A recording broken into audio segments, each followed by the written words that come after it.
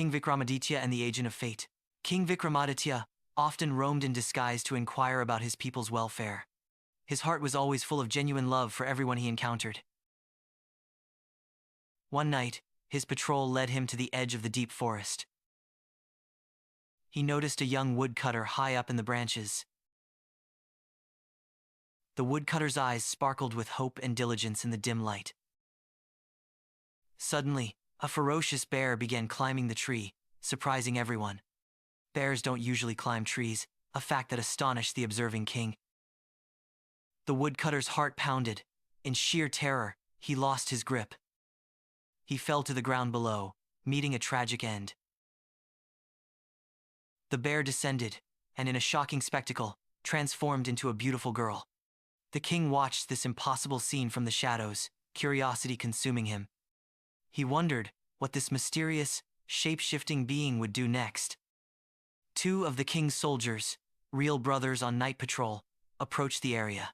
The younger brother immediately declared his desire to marry the stunning maiden.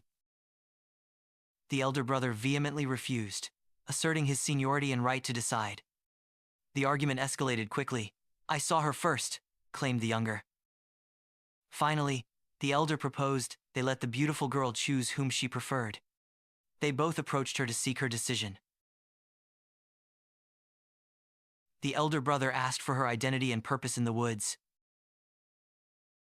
She replied she was from a nearby village, wandering to find a suitable husband. The younger soldier eagerly offered their assistance, being unmarried brothers. She set a condition: she would marry the one who proved the bravest and strongest. Hearing this, the brothers instantly turned on each other, drawing their swords. They fought fiercely to prove their courage, wounding each other fatally. Eventually, both brothers killed each other, and the girl laughed terribly.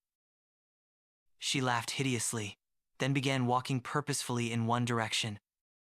The king, observing from afar, stepped out, his mind heavily depressed by the carnage. He decided to follow the strange woman, forgetting all about his own needs. Sunlight slowly broke through the canopy, yet the king remained consumed by his pursuit. His curiosity about the mysterious entity overshadowed fatigue and hunger. After walking nearly 200 feet, the king's vision suddenly blurred. The beautiful girl transformed again, this time into a venomous snake. The snake moved with terrifying speed towards the nearby riverbank. It paused briefly at the water's edge before leaping dynamically into the current. The king watched stunned as the creature disappeared beneath the surface. Moments later, a large boat carrying 20 to 25 people approached the area. When the snake entered the boat, immediate panic erupted, forcing people to jump. Panic spread as people desperately tried to escape the venomous threat. Swimmers managed to reach the distant shore, but many others drowned tragically. After causing the disaster, the snake reappeared from the water. It slithered along the riverbank, continuing its strange journey onward. The king followed closely, determined to uncover the secret behind this creature. After some distance, the snake transformed yet again into an old Brahmin. The king felt this moment was his opportunity to extract the truth from the creature. Vikramaditya quickly advanced and greeted the Brahmin with deep respect, hands folded. The old Brahmin returned the gesture, raising his hands and offering a blessing. The king asked directly, "O Brahmin, who are you?" The Brahmin replied sadly, "Can't you see I am a Brahmin?" The king immediately accused him of lying, provoking anger. The Brahmin angrily retorted, demanding the king name him if he knew the truth. The Brahmin dismissed the king's inquiry. "It's none of your business." Vikramaditya firmly stated he would not leave until the truth was revealed. The Brahmin insisted he was just a Brahmin, repeating his lie stubbornly. The king revealed he had witnessed every transformation: the woodcutter's death, the girl, the snake incident. He demanded the creature reveal its true identity, now that its disguise was known. The creature challenged the king. "If I don't tell you, what will you do?" The king drew his sword. "Be ready to die. This is Vikramaditya's city." At the sight of the sword, the Brahmin laughed loudly, recognizing the king instantly. "I know this city belongs to Emperor Vikramaditya. and you are that renowned emperor." He delivered a chilling prophecy. "You cannot kill me. I will kill you by force someday." The king reflected. Someone who sees through his disguise cannot be ordinary. Humbled, the king asked again, "Please tell me, who are you really?" The Brahmin conceded, stating that since the king was firm, he must reveal everything. "You will not believe me, so first I must tell you who I am." He began, "My name is Kaldev. You know death is certain for all born on this earth."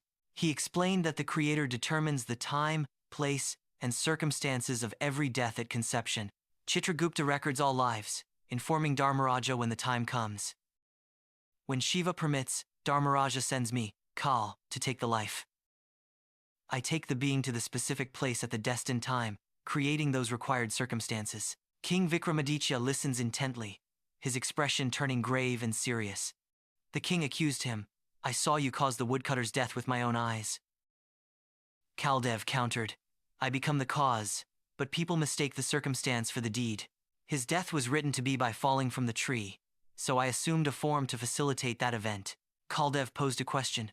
If he were truly wealthy, would he have climbed that dangerous tree?